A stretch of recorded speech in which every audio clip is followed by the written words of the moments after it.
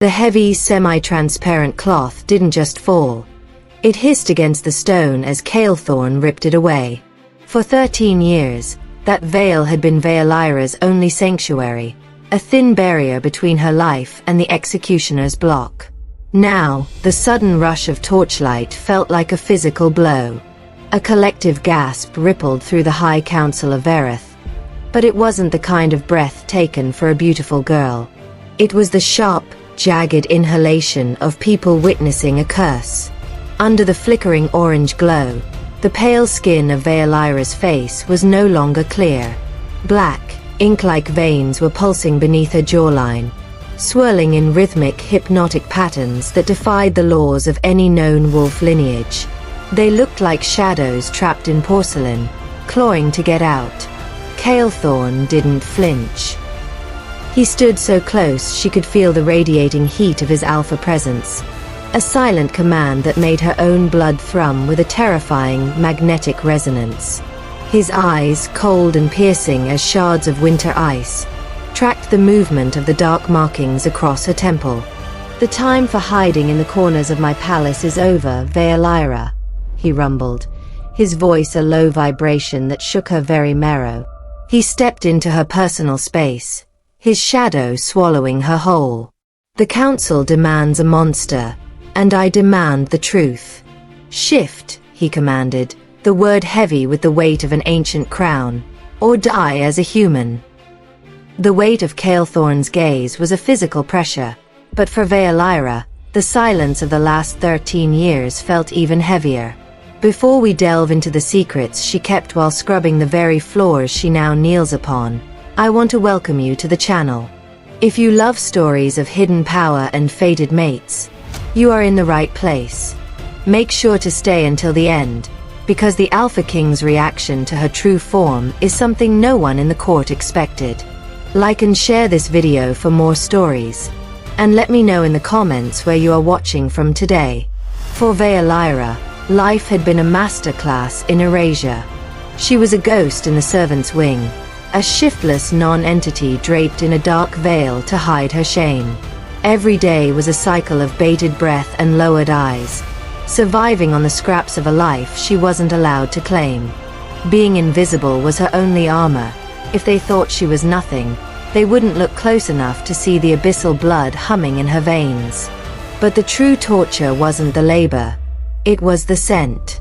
She remembered the exact moment Kaelthorn first walked past her years ago. The air had turned to liquid gold, crushed cedar and oncoming storm. Her inner wolf, caged in iron silence, had lunged against her ribs with a cry of recognition. Mate. It was a death sentence. She had pressed her forehead against the cold stone, knowing a king would never accept a wolfless servant, and he would surely execute the shadow beast she truly was. The peace Vaelira had meticulously built out of silence shattered on a Tuesday morning when the High Council of Verith decided they needed a villain. The Moonstone Amulet, a rare artifact said to contain the distilled essence of the first Alpha, had vanished from the royal vault. It was a theft that should have been impossible, a crime that suggested a traitor within the highest ranks of the nobility. But the council had no intention of investigating their own. They needed a scapegoat, someone whose disappearance would cause no ripples, someone whose voice was already buried under 13 years of invisibility. While Vaelira was occupied in the kitchens, 2 council enforcers slipped into her meager quarters beneath the servants' stairs. They didn't find much, only a straw mattress and the tattered remnants of the life she had been allowed to keep. With cold, practiced efficiency, they tucked the glowing silver amulet deep into the padding of her bed. It was a death sentence wrapped in silk and ancient magic. To the council, she was just a shiftless girl whose life was a small price to pay to protect a noble's secret. They didn't care about the truth. They only cared about the optics of a quick arrest. As the heavy boots of the palace guards began to echo down the stone corridor toward her room, Vaelira felt the first cold prickle of dread. The trap had been set, and for the first time in 13 years, her veil wouldn't be enough to save her. The door to Vaelira's quarters didn't just open. It was nearly taken off its hinges by the sheer force of Kaelthorn's presence. He didn't send a captain or a common guard. The Alpha King stood in the narrow doorway himself, his massive frame blocking out the meager light from the corridor. The air in the tiny room instantly thickened with the scent of ozone and ancient forests, a sensory assault that made Vaelira's inner wolf howl in a desperate, forbidden recognition. He looked at her with eyes like frozen iron, devoid of the warmth she had dreamed of for years. "Stand," he commanded, the word vibrating in the small space.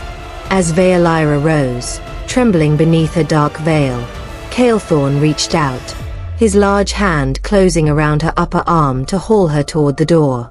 The moment his skin touched hers, a violent golden spark of lightning arced between them, the unmistakable flare of a fated mate bond. Vaelira gasped, her entire soul reaching for him. But the king's expression only hardened into a mask of pure loathing. To him, the spark wasn't a gift. It was a trick. He believed this shiftless thief was using forbidden siren magic to cloud his judgment and hide her crimes. He shoved her toward the waiting guards, his touch now cold and clinical. "Save your parlor tricks for the council, spy," he spat, his voice dripping with betrayal. "You'll need more than a flickering spark to keep your head on your shoulders today." The heavy iron doors of the Hall of Verith groaned open, and Vaelira was thrust into a sea of judgmental whispers. The Grand Hall, usually a place of royal ceremony, had been transformed into a theater of cruelty. High above, the council members sat in their tiered stone benches, their faces flickering like ghosts in the orange torchlight. Behind them, the nobility leaned forward, their jewelry glinting with a predatory spark as they watched the shiftless servant be dragged to the center of the pit. The air was stagnant with the smell of old stone and cold, unyielding law. Kaelthorn stood at the head of the chamber, his silhouette a dark, towering mountain against the arched windows. He didn't look at her with the spark they had shared in the hallway. He looked at her with the detached precision of a judge. "The evidence is clear, but the law is absolute," the High Chancellor's voice boomed, echoing off the vaulted ceiling. He pointed a withered finger toward Vaelira, his eyes narrowed in a sneer. "A common thief cannot carry the moonstone without being consumed, unless they possess a power they have hidden from this court. We demand a blood trial." A low murmur of excitement rippled through the crowd. "Vaelira Nyxen, you will shift before this assembly to prove your lineage, or you will be executed where you stand for high treason against the crown." The command for a blood trial hung in the air like a guillotine's blade, but Vaelira remained motionless, her breath hitching beneath the dark veil. She knew that to shift was to reveal the abyssal shadow, to invite a different kind of death. Seeing her hesitation, the High Chancellor signaled to the enforcers. They stepped forward, the orange torchlight glinting off the cruel, silver-tipped whips coiled in their hands. The first strike was a jagged bolt of agony that tore through the fabric of her dress and the skin of her shoulder. Vaelira buckled to her knees, a choked sob escaping her lips. Silver was poison to their kind, a searing heat that didn't just cut the flesh but burned the soul. Kaelthorn watched from his throne, his knuckles white as he gripped the stone armrests, his expression a mask of warring emotions. Another lash fell, then another, each one a rhythmic explosion of pain designed to bypass the mind and speak directly to the beast. The silver worked through her system like liquid fire, melting the iron locks she had placed on her nature 13 years ago. The mental dam she had meticulously maintained was cracking. Deep within the marrow of her bones, something ancient and hungry began to stir, reacting to the violation of her body. The shadows in the corners of the hall seemed to stretch and lean toward her, drawn to the rising tide of her scent.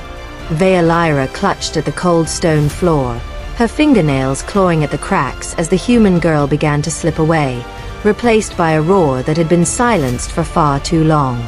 The finality of the silver lash gave way to a silence so heavy it felt like the tomb Vaelira had lived in for 13 years. Above her, Kaelthorn's face was a mask of shattered hope. He turned away, his cape snapping like a funeral shroud as he reached for the quill to sign the warrant that would end her life. The scratching of ink on parchment was the only sound in the Hall of Verith, a rhythmic ticking toward her execution.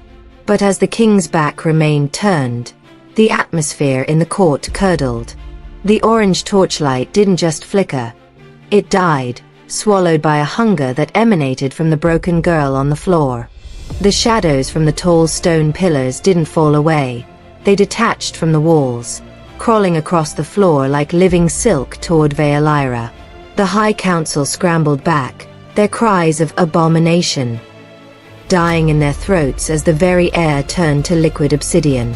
Vaelira's body didn't merely change. It unmade itself. She didn't grow fur or bone. She became the void. Rising from the center of the pit was no beast of flesh, but a towering goddess of darkness, a silhouette of starlight and smoke that touched the vaulted ceiling. When she opened her eyes, they weren't the eyes of a wolf, but two cold cosmic voids. As Kaelthorn spun around, the quill falling from his nerveless fingers, he didn't see a traitor. He saw the end of the world, and the only woman he had ever loved, reborn in its image. The darkness didn't just fill the hall. It breathed. From the swirling vortex of obsidian smoke, the goddess of darkness solidified into the form of the Abyssal wolf, a creature of myth that dwarfed every guard in the room. Her fur was the color of a starless night, and her eyes remained two glowing orbs of cosmic violet, pulsing with a power that made the very foundations of Verith tremble. The High Council scrambled over one another to escape the reach of her shadow, their arrogance replaced by a primal, stuttering terror. Kaelthorn stood frozen, the death warrant he had almost signed fluttering away like a forgotten leaf. He was the Golden Alpha, a king whose lineage had never known a superior, yet as he looked into the eyes of the creature before him, his own inner wolf began to whine. The golden beast within him, usually a force of unyielding dominance, suddenly recognized the ancient authority radiating from Vaelira. It wasn't just fear, it was a soul-deep recognition of a higher power. Before the shocked silence of the nobility, the king's legs buckled. His golden alpha wolf forced his human body down, pressing his forehead toward the cold stone floor in an act of absolute submission.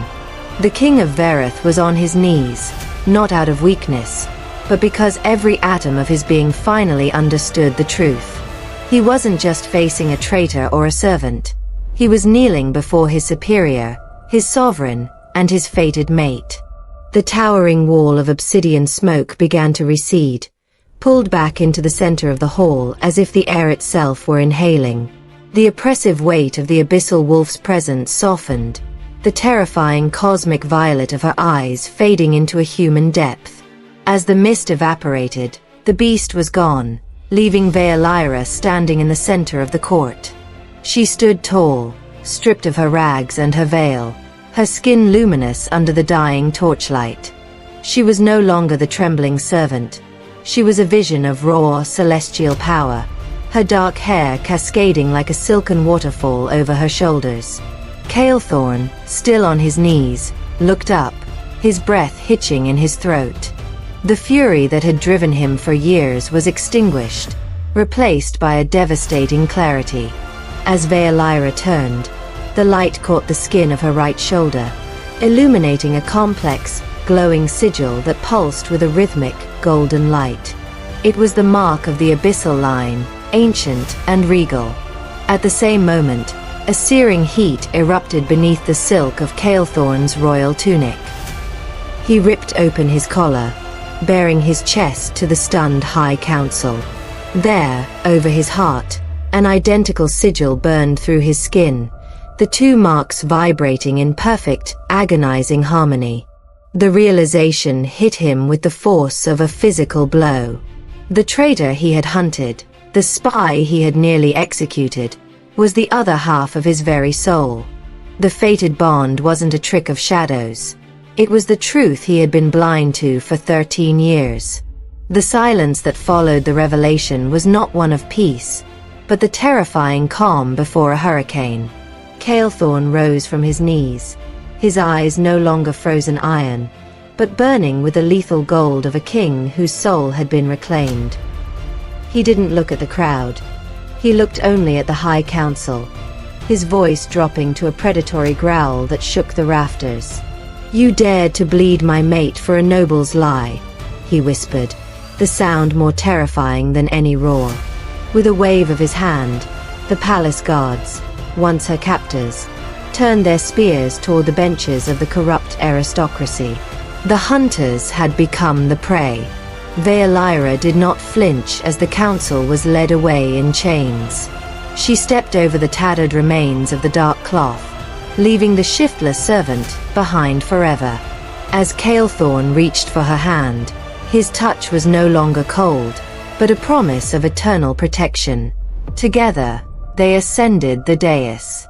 Vaelira took her seat on the throne of Verith, no longer a ghost in the shadows, but the Abyssal Queen whose power would redefine the kingdom. Thank you so much for staying with us until the very end of this journey. If Vaelira's transformation moved you, please subscribe to Bound to the Alpha for more stories of fated destiny and powerful reveals. Don't forget to like and share this video, and let me know in the comment section which country you are watching from. Your support means everything. Until next time.